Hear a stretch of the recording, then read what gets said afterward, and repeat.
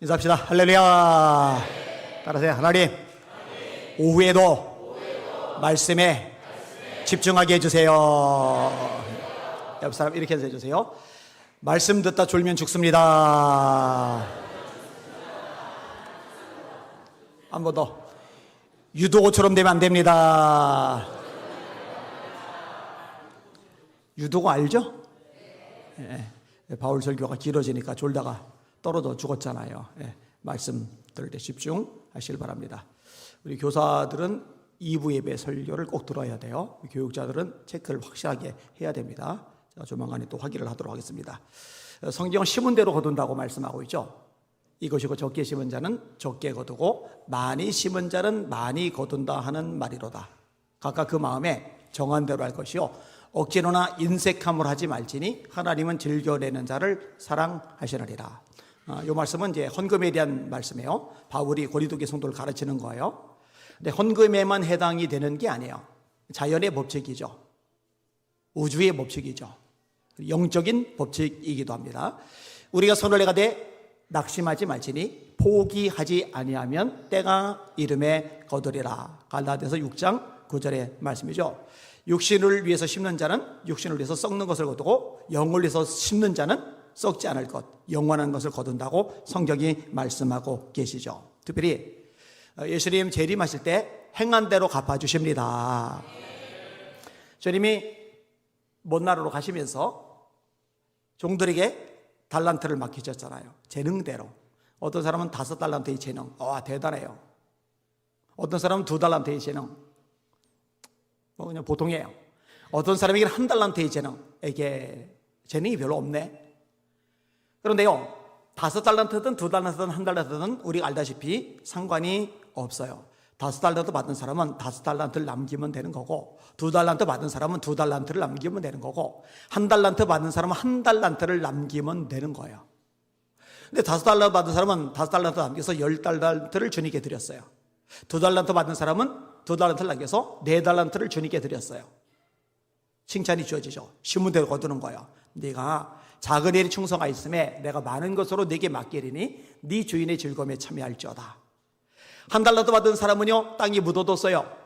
그리고 변명을 합니다. 주님은 굳은 사람입니다. 심지 않은 데서 거둡니다. 해치지 않는 데서 모읍니다. 제가 두려워하여 달란트를 땅에 감추어 두었었나이다.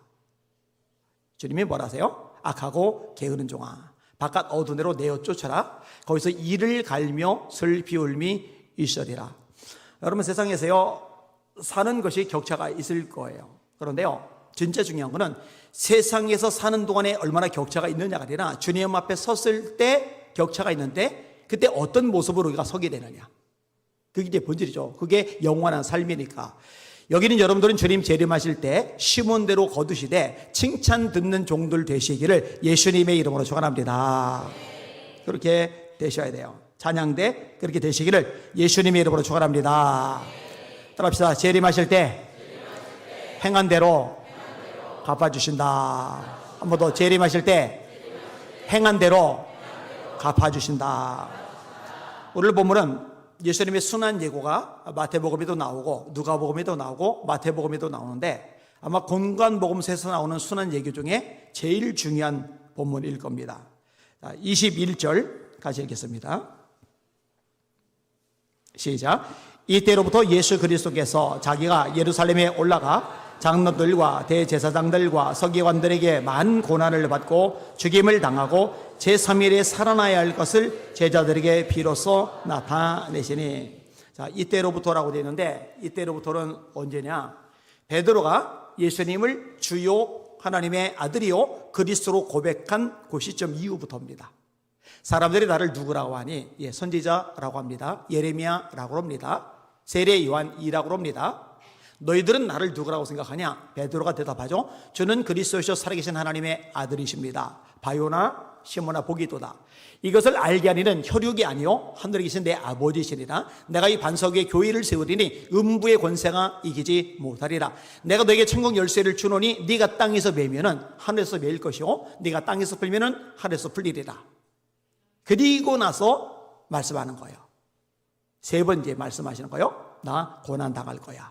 나 죽임 당할 거야. 그러나 그게 끝이 아니거든. 3일 만에 살아나게 될 거야. 이렇게 예언하는 거예요. 자, 고난의 장소는 예루살렘. 이 고난 속에 몰아가시고 죽임 당하게 만드는 주동자들은 장로들, 대제사장들. 그다음에 고난의 정도는 많은 고난. 그래서 본문에 많은 고난을 받고라고 되어 있죠. 자, 어떤 고난을 받았어요? 겟세마네 동산에서 땀이 땅에 떨어지는 빗방울이 될 만큼 간절하게 기도하세요. 이미 진이 다 빠졌어요. 그 다음에 잡혀가셨어요. 누구에게 신문 받죠? 안나스는 전임 대제사장. 그 다음에 누구한테 신문 받죠? 가야바는 안나스의 사위, 현 대제사장. 그 다음에 누구에게 신문 받죠? 빌라도, 그 당시 로마의 총독. 그 다음에 누구에게 신문 받죠? 분봉왕 헤롯이 예수님을 되게 궁금했거든요. 그 다음에 누구한테 다시 신문 받죠? 빌라도가 누구에게 내주죠? 군인들이 뭘 하죠? 갈대로 머리통 때리죠. 가시 면류관으로 머리에 꾹 눌러서 고통을 주죠. 그 다음에 눈을 가리죠. 때린 다음에 야, 우리 군인들 중에 누가 때렸는지 맞춰봐. 너 선지자라며. 누가 때렸는지 맞춰보아라. 이렇게 시컷 조롱을 해요. 그리고 어떻게 돼요? 채찍질을 당합니다. 그 상태로 십자가를 짊어지고 올라가야 되니까 기력이 이미 다 소진된 거예요. 나머지 강도들은 자기 십자가를 자기가 지고 올라가는데 예수님은 십자가를 질 체력 요건이 안 돼요. 그래서 구레네 사람 시몬이 대신 예수님의 십자가를 지고 올라갑니다. 배려가 아니에요.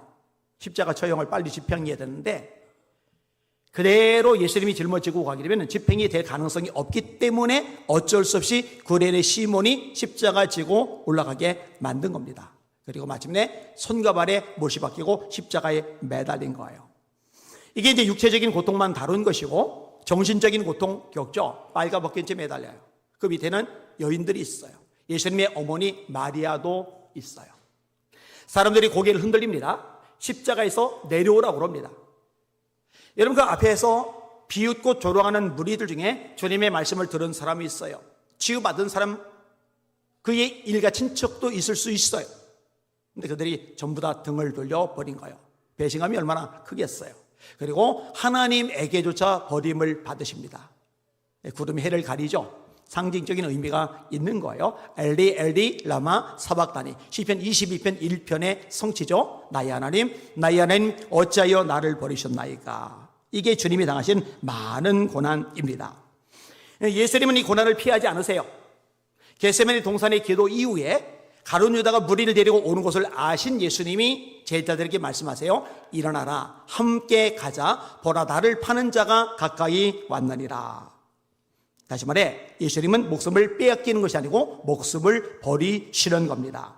요한복음 10장 11절입니다. 나는 선한 목자라. 선한 목자는 양들을 위하여 목숨을 버리거니와. 자, 그는 목자도 아니요 양도 제 양이 아니라 이리가 오는 것을 보면 양을 버리고 달아나느니 이리가 양을 물어가고 또 해치느니라. 달아나는 것은 그가 싹군인 까닭에 양을 돌보지 아니함이나 나는 선한 목자라. 나는 양을 알고 양도 나를 아는 것이 아버지께서 나를 아시고 내가 아버지를 아는 것 같으니 나는 양들을 위하여 목숨을 버리노라. 내가 내 목숨을 버리는 것은 그것을 내가 다시 얻기 위함이니 이로 말미암아 아버지께서 나를 사랑하시느니라. 이를 내게서 빼앗는 자가 있는 것이 아니라 내가 스스로 버리노라. 나는 버릴 권세도 있고 다시 얻을 권세도 있으니 이 계명은 내 아버지에게서 받았느니라. 이렇게 요한복음에 말씀하세요. 내가 목숨 빼앗기는 게 아니거든. 힘이 없어서 어쩔 수 없이 내주는 게 아니거든. 스스로 버리는 거야. 근데 이런 고귀한 말씀을 하는데 무리들의 반응이 뭐 있느냐? 귀신 들렸다였어요. 요한복음 10장 20절에 그 중에 많은 사람이 말하되 그가 귀신 들려 미쳤거늘 어찌하여 그 말을 듣느냐. 이 진리의 말씀을 이해를 못해요. 귀신 들렸어, 미쳤어. 그러니 저는 헛소리나 짓거리지 무슨 목숨을 빼앗기는 게 아니라 버린다고 말을 해, 이러는 거예요. 근데 예수님은요 분명히 알고 계시는 거예요. 고난 당하시고 죽으시는 것이 예수님의 사명이라는 것, 그리고 그렇게 해야지만이 우리를 위한 구원의 문이 열려주신다는 것, 이것이 예수님이 이 땅에 오신 목적입니다. 인자가 온 것은 섬김을 받으려 함이 아니라 도리어 섬기려 하고 자기 목숨을 많은 사람의 대속물로 주려 함이니라. 이 순환 요구에 이어서 베드로의 만류가 나오죠. 잘 아는 내용입니다. 22절 23절 같이 읽습니다. 시작. 베드로가 예수를 붙들고 항변하여 이르되 주여 그리 마옵소서 이 일이 결코 주께 미치지 아니하리이다. 예수께서 돌이키시며 베드로에게 이르시되 사탄아 내 뒤로 물러가라. 너는 나를 넘어지게 하는 자로다. 네가 하나님의 일을 생각하지 아니하고 도리어 사람의 일을 생각하는도다 하시고. 아멘. 영어로는 리뷰크라고 돼 있어요. 꾸짖다라는 말이에요. 항변하다라고 번역되어 있는데 강도가 센 거예요. 그래서 쓸데없는 소리 하지 마세요. 죽긴 왜 죽어요? 그런 소리 좀 하지 말아요. 아주 세게 얘기를 하는 거예요.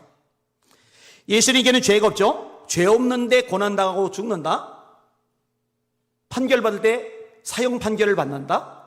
불가능하거든요. 이 일이 결코 주에게 미치지 못하리다. 그런 일 안 생깁니다. 생겨서도 안 됩니다.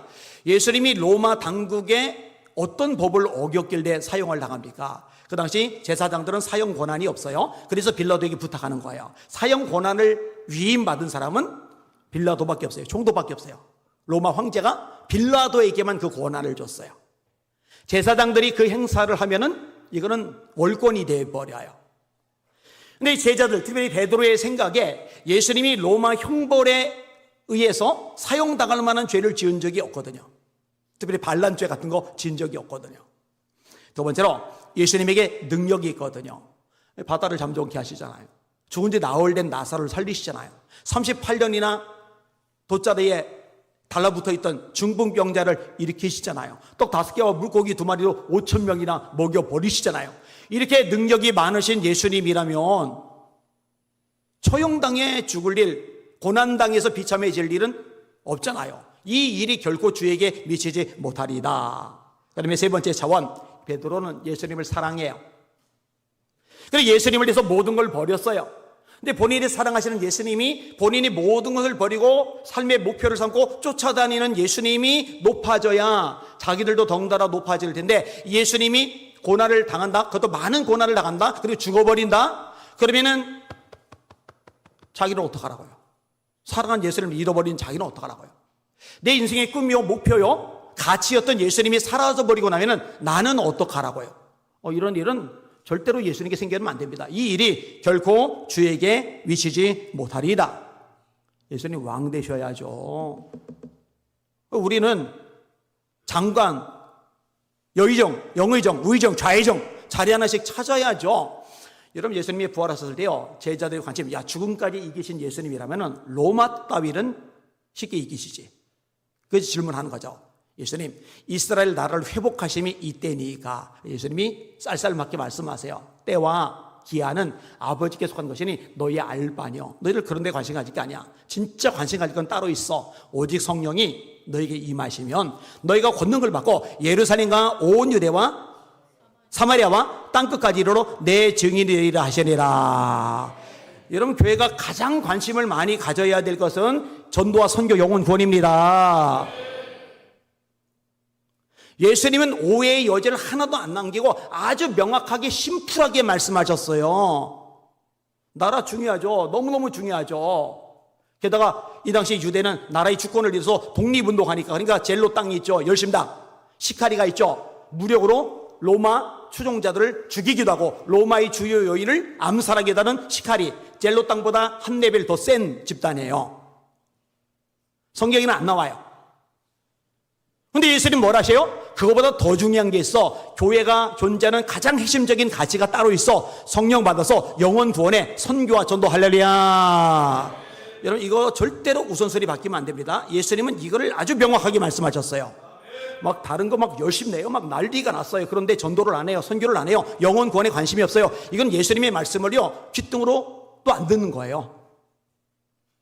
다시요. 때와 기한은 아버지께 속했으니 너희가 알 바니요. 오직 성령이 너희에게 임하시면 너희가 권능을 받고 예루살렘과 온 유대와 사마리아와 땅끝까지 이르러 내 증인이 되리라 하시니라. 이 말씀을 하신 거예요. 자, 베드로의 마음 이해가 되죠? 로마 형법상 지은 죄가 없잖아요. 또 예수님 능력도 많으시잖아요. 사랑하신 예수님 그런 일 겪으면 안 되잖아요.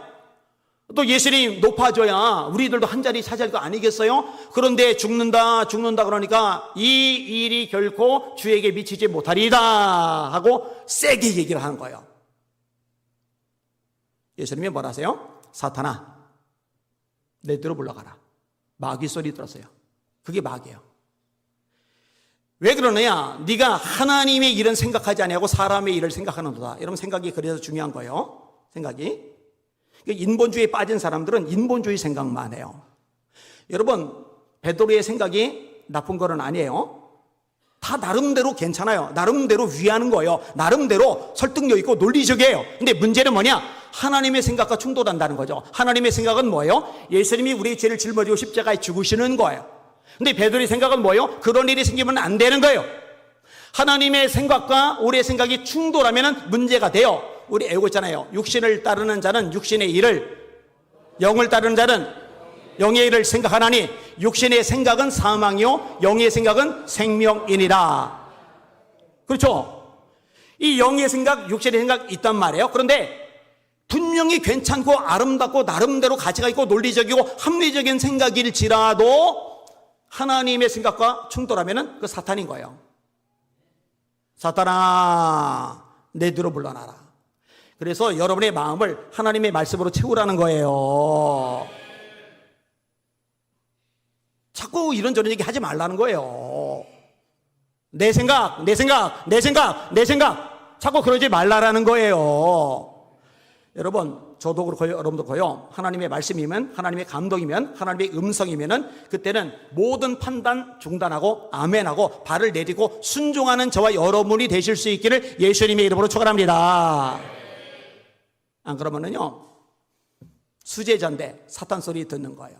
그리고 뭐라고 해요? 너는 나를 넘어지게 하는 자로다. 예수님 가시는데 제대로 가셔야 되는데 다리 걸어서 잡아뜨리는 역할. 저는 그런 생각 없었는데요. 없지. 베드로도 그런 생각 한 적이 없어요. 사탄도 할 생각 없었어요. 예수님 넘어뜨릴 생각 없었어요. 그런데 예수님은 너는 나를 넘어지게 하는 자로다. 제가요, 목회하면서요, 정말 많이 겪은 것 중에 하나가 이거예요. 분명히 교회를 위하는 사람 맞아요. 분명히 나름대로 좋은 생각, 좋은 의도를 가지고 있어요. 근데 자기 그 생각이 하나님의 감동과 충돌하고 있다는 것을 인지를 못해요. 생각보다 많다니까요. 베드로가 그럴 정도면 딴 사람들은 두말할 필요가 없죠. 그 여기 보니까 희한한 얘기가 있어요. 아합이 전쟁을 치렀는데 하나님께서 이기게 하신다고 선지자통이 말씀하신 대로 아합 왕이 이겼어요. 그 왕을 사로잡았어요. 그런데 풀어줘요. 하나님께서 그거 기뻐하지 않으시거든요. 선지자에게 명령 내리셨어요. 열왕기상 20장 35절 잘 들어보세요. 이 내용이 굉장히 좀 요상해요. 선지자의 무리 중 한 사람이 여호와의 말씀을 그의 친구에게 이르되 너는 나를 치라. 이거 하나님 말씀하셨거든. 선지자야, 나도 선지자인데 나를 때려 하였더니 그 사람이 치기를 싫어하는지라. 이해 가요. 제가 이원근 목사님 보고 이 목사 주먹 꽉 줘. 자, 그 다음에 아구통 날려.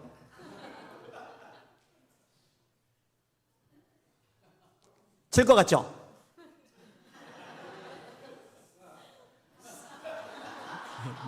그럼 거꾸로 해봐요. 거꾸로. 저 담임 목사니까. 이 목사님이 배태길 목사님 보고 주먹 꼭 쥐세요. 자, 아구통 날리세요. 이건 가능성이 있겠죠? 안 해요? 근데 안 쳐요. 그랬더니 하나님의 말씀을 전한 선지자가 말을 합니다. 그가 그 사람에게 이르되 네가 여호와의 말씀을 듣지 아니하였으니 네가 나를 떠나갈 때에 사자가 너를 죽이리라. 그 사람이 그의 곁을 떠나가더니 사자가 그를 만나 죽였더라. 여러분, 선지자의 특징이 뭔지 아세요? 하나님의 말씀이 떨어지면 그대로 하는 거예요. 에스겔아, 왼쪽으로만 누워자. 오른쪽으로만 누워자. 인분 굳은 걸로 불 피워서 음식 만들어 먹어. 그래, 인물은 뭐지? 소똥으로 대신하기를 허락하노라. 에스겔아, 내가 너희 소중한 것을 칠 텐데 슬퍼하지 마. 아내가 죽었어요. 근데 슬퍼하지 않아요. 이스라엘 백성들에게 아내처럼 소중한 게 예루살렘 성전인데 이 성전을 허물 텐데 슬퍼할 겨를도 없을 거야. 이거를 에스겔이 자기의 몸을 가지고 상징적으로 예언하는 거예요. 선지자가 하나님 말씀이야, 선지자야, 나를 쳐. 난 싫어. 아무리 하나님의 말씀이라도 난 그러고 싶은 생각이 없어. 너 죽을 거야. 죽어요. 또 다른 선지자 보고 하나님 말씀하셨거든. 나를 쳐. 그가 또 다른 사람을 만나 이르되 너는 나를 치라매 그 사람이 그를 치되 상하도록 친지라. 이 목사님이 주먹으로 저를 때리면 안 되겠지만 막말로 하나님이 때리라고 진짜로 말씀하시면 그땐 때려야 돼요. 무슨 말씀인지 이해만 하시면 돼요. 선지자가 가서 수건으로 자기의 눈을 가리고 변장하고 길가에서 왕을 기다리다가 왕이 지나갈 때 그가 소리질러 왕을 불러 이르되 종이 전쟁 가운데 나갔더니 한 사람이 돌이켜 어떤 사람을 끌고 내게로 와서 말하기를 이 사람을 지키라. 만일 그를 잃어버리면 네 생명으로 그의 생명을 대신하거나 그렇지 아니하면 네가 은 1달란트를 내어야 하리라 하였거늘 종이 이리저리 이를 볼 동안에 그가 없어졌나이다. 이스라엘 왕이 그에게 이르되 네가 스스로 결정하였으니 그대로 당하여야 하리라. 자, 수건으로 가리긴 했지만 알아보잖아요. 그런데 얼마나 두들겨 팼는지 얼굴이 퉁퉁 부어가지고 거기다가 수건으로 일부를 가려보니까 못 알아봤던 거예요. 이게 누군지 모르는 상태로 하나님 말씀을 전달하고 아합을 향해 책망하시는 말씀을 하는 거예요. 그가 급히 자기의 눈을 가린 수건을 벗으니, 근데 수건까지 벗고 나니까 얼굴이 퉁퉁 부었어도 알아보잖아요. 그죠? 여러분, 저기 조영미 집사가 앉아있는데 누가 때려서 얼굴 퉁퉁 벗는데 퉁퉁 벗다고 제가 못 알아보겠어요? 보도 알아봐요. 근데 거기에 일부 얼굴 이렇게 가려버리면 좀 이렇게 못 알아볼 수도 있을 거 아니에요. 그죠? 특별히 왕처럼 많은 사람 상대해야 되는 입지에 있으면. 그가 급히 자기의 눈을 가린 수건을 벗으니 이스라엘 왕이 그는 선지자 중에 한 사람인 줄 알아본지라. 그가 왕께 아뢰되 여호와의 말씀이 내가 멸하기로 작정한 사람을 네 손으로 놓았은즉 네 목숨은 그의 목숨을 대신하고 네 백성은 그의 백성을 대신하리라 하셨나이다. 이스라엘 왕이 근심하고 답답하여 그의 왕국으로 돌아가려고 사마리아에 이르니라. 이 말씀은요 저에게 의미를 많이 이렇게 안겨줘요. 내가 정말 내키지 않는 일이지만, 똑같은 선지자와 다른 선지자를 때리는 거 진짜 내키지 않는 일이지만 하나님이 저건 하나님의 말씀대로 하는 거예요. 여러분 마찬가지예요. 때리는 일이 아니더라도 정말 안 내켜요. 정말 내가 보기는 아니에요. 내가 판단하기는 상황적으로 아니에요. 그럼에도 불구하고 하나님께서 하신다 하면, 하나님께서 하라시라면 아멘 할 수 있는 저와 여러분들 되시기를 예수님의 이름으로 축원합니다. 그게 건강교회 정상적인 교회이죠. 우리 예수 믿던 교회 안에는 저도 그렇고 여러분도 그렇고 단 한 명도 주님을 잡아뜨리는 사람 없어야 되고, 사람의 일을 생각하는 사람이 없어야 되고, 사탄아 소리 듣는 사람 없어야 됩니다. 이렇게 되시기를 예수님의 이름으로 축원합니다. 그리고 이제 제자들에게 제대로 가르치세요. 24절 보셔요. 시작. 이에 제자에게 예수께서 제자들에게 이르시되 누구든지 나를 따라오려거든 자기를 부인하고 자기 십자가를 지고 나를 따를 것이니라. 내가 십자가 지고 죽을 건데 너희들도 똑같아. 나를 따라오려면 너희들이 십자가를 짊어지고 나를 따라와야 돼. 누가복음 14장에는 이것이 죄자됨의 가장 핵심적인 요인 중에 하나라고 말씀하세요. 제가 읽을게요. 누가복음 14장 25절. 허단 무리가 함께 갈새 예수께서 돌이키사 이르시되 무릇 내게 오는 자가 자기 목숨과 부자와 처자와 형제와 자매와 및 자기 목숨까지 미워하지 아니하면 능히 나의 제자가 되지 못하고 누구든지 자기 십자가를 지고 나를 쫓지 아니하는 자도 능히 나의 제자가 되지 못하리라. 이렇게 말씀하셨어요. 두 가지. 자기 부인 십자가 지기, 자기 부인 십자가 지기. 부인하고, 제가 내일 제 부인하고 필리핀을 가요. 그거 아니죠? 자기 부인. 이건 죽는 거예요. 따라합시다. 그리스도 예수의 사람들은 육체와 함께 정과 욕심을 십자가에 못 박았나니라. 갈라디아서 5장 14절 말씀이죠. 내가 그리스도와 함께 십자가에 못 박혔나니 그런즉 이제는 내가 산 것이 아니요 오직 내 안에 그리스도께서 사신 것이라. 이제 내가 육체 가운데 사는 것은 나를 사랑하사 나를 위하여 자기의 몸을 버리신 하나님의 아들을 믿는 믿음 안에서 사는 것이라. 너를 자기 부인이 되어야 내 제자가 돼. 자기 부인이 안 되면 영적 어린아이. 교회를 다녀요. 예수님을 영접했으면 구원받아요. 천국 가요.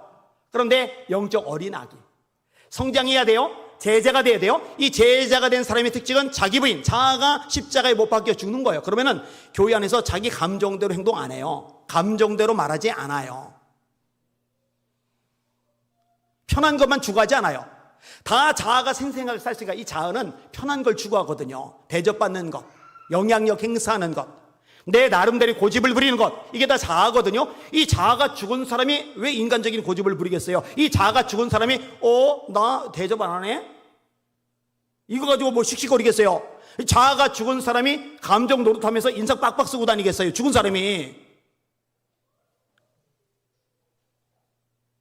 이 자기 부인, 이 제자됨의 핵심. 그 다음에 하나, 십자가 짊어지고. 고난이죠. 희생이죠. 내려놓고 싶죠. 포기하고 싶죠. 그런데 끝까지 짊어지고 가는 거죠. 우리 예수의 비전 성교계 성도들은 끝까지 짊어지고 가실 수 있기를 예수님의 이름으로 축원합니다. 찬양대도 보니까요, 찬양하겠다고 이게 들어가요. 들어갔다가 뭐 가끔 이렇게 지지고 먹는 일도 생겨요. 그죠? 여러분, 제 눈에 다 보입니다. 제 귀에 다 들립니다. 어느 정도는 다 파악이 됩니다. 마음이 상할 수 있어요. 근데 감정이 상했다고요, 그 다음에 찬양인데 안 서요. 그 십자가 지는 게 아니에요. 그거는요. 제가 금요일 날도 기도원 300용사 얘기를 했는데, 목숨 걸고 싸워서 나라를 구했더니만 욕만 바가지로 얻어먹고 물 한 모금 못 얻어먹고 배고프고 목마르고 졸리고 피곤하고 스트레스 받고, 그런데 피곤하나 추격하고, 이게 성숙한 사람의 모습이잖아요. 그런데요, 십자가고 뭐고 그냥 감정 좀 상하면요 내팽개쳐요. 안 해. 나 그만할래.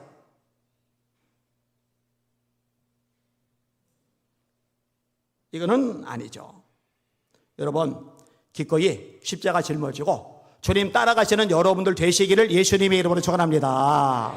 찬양대도 딱 했으면은 연말에 사무총회 재임명되기까지는 그 자리 지키는 거죠.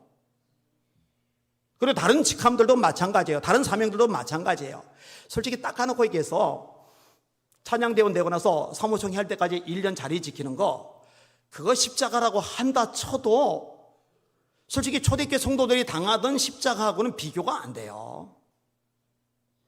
여러분, 요거 하나 감당을 못하는데 순교 당하겠어요? 100% 예수님 부인합니다. 못 따라갑니다. 혼신은 그렇게 하는 게 아니에요. 충성을 다하시는 저와 여러분들 되시기를 주님의 이름으로 축원합니다. 그리고 이제 결론적으로 말씀하신 게 뭐냐? 행한 대로 갚아줄 거야. 27절 읽습니다. 시작. 인자가 아버지의 영광으로 그 천사들과 함께 오리니 그때 각 사람이 행한 대로 갚으리라. 한 번 더 읽을게요. 시작. 인자가 아버지의 영광으로 그 천사들과 함께 오리니 그때 각 사람이 행한 대로 갚으리라. 그러니까요, 예수님이 수는 예고를 보면은 고난당에 죽으실 것도 예고가 되고, 그 다음에 죽은 지 3일 만에 부활하실 것도 예고가 되고, 그 다음에 승천하시고 다시 재림하실 것까지도 예고가 되는 거예요. 인자가 세상에 다시 올 때가 있는데 이때는 아버지의 영광으로 천사들과 함께 올 거야. 여러분, 예수님이 1차로 이 땅에 초림하실 때는요, 말 밥통 위에 초라하게 오셨어요. 근데 재림하실 때는요, 절대로 초라하게 오지 않으세요. 이 땅에 존재하는 모든 사람, 믿는 사람뿐만 아니라 믿지 않는 사람들까지 다 볼 수 있게 오시고요, 다 들을 수 있게 오십니다. 주께서 호령과 천사장의 소리와 하나님의 나팔로 친히 하늘로 쫓아 강림하실 때에 그리스도 안에서 죽은 자들이 먼저 일어나고, 그게 우리 살아남은 사람도 구름 속으로 끌어올려 공중에서 주를 영접하게 하시리니 그리하여 우리가 항상 주와 함께 있으리라. 이렇게 말씀하셨어요. 승천하실 때 천사들이 말합니다. 갈릴리 사람들아, 너희가 어찌하여 서서 하늘을 쳐다보느냐? 너희 가운데서 하늘로 올리우신 이 예수는 하늘로 가심을 본 그대로 다시 오시리라. 인자가 아버지의 영광으로 그 천사들과 함께 오리니 이때 각 사람이 행한 대로 갚으리라. 저는요 칭찬 받을 겁니다. 상급 받을 겁니다. 면류관 쓸 겁니다. 제 인생의 가치와 목표는 정해졌어요. 점콕처럼 지나가는 이 짧은 세상에서 뭐 영화를 누리겠답시고 뭐 편안하고 안락한 삶, 피곤하고 지치지 않는 삶, 이런 삶을 추구하겠답시고 뺀질거릴 생각 손톱만큼도 없어요. 여기서 목숨 걸고 헌신하고 자기 부인하고 십자가 짊어지고 사명 감당하고 복음 전하고 영혼 살리다가 영원한 하나님의 나라에서 상 받는 존재로, 면류관 쓴 존재로 영원토록 살아갈 겁니다. 할렐루야. 여러분들도 그렇게 되시기를 예수님의 이름으로 축원합니다. 찬양대원들, 충성된 일꾼들 되시기를 예수님의 이름으로 축원합니다. 꽤 일찍 나와서 연습하더라고요. 제가 9시 반에 뒤에서 기도를 시작하는데 찬양대도 그 무렵에 연습을 아마 들어가는 것 같아요. 예배가 11시인데 9시 반, 9시 반까지 올라오면은 더 일찍 집에서 준비하겠죠. 그죠? 그거 지키세요. 제가 몰라요. 진짜로 몰라요. 이거는요. 안 물어봤어요. 한 번도 안 물어봤으니까. 10분 늦게 오는 사람도 있고 30분 늦게 오는 사람도 있고 더 늦게 오는 사람도 혹시 있을지 모르는데 그거는 칭찬 못 받아요. 하나님께 기뻐하지 않으세요. 따라합시다. 내가 작은 일에 충성하였음에 내가 많은 것으로 네게 맡기리니 작은 일에 충성을 다하실 수 있기를 예수님의 이름으로 축원합니다. 그 리더는 한혜가 집사님이에요. 찬양대원들은 지휘자에게 순종해야 돼요. 그게 기본이에요. 셀원들은 셀 리더에게, 각 기관의 멤버들은 기관장들에게. 이거는 기본이에요. 기본. 그것도 충성의 한 요소입니다. 이렇게 되실 수 있기를 주님의 이름으로 축원합니다. 말이죠. 난 기필코 상을 받을 거다 제 생각이에요. 믿음이 없이는 하나님을 기쁘시게 하지 못하나니 하나님께 나아가는 자는 반드시 그가 하나님이 계신 것과 또한 그가 자기를 찾는 자들에게 상 주시는 이심을 믿어야 할지니라. 아유, 상은 안 받아도 돼. 주님 한 번만으로 나는 만족해. 이거 이상한 말이 섞인 거 알죠? 아니요, 성경 말해요. 상 주시는 이심을 믿어야 하나님을 기쁘시게 할 수 있다고. 하나님 상 주시는 분이십니다. 나 상 받을 거야. 이거 믿고 믿음으로 헌신하실 수 있기를 예수님의 이름으로 축원합니다. 기도합니다.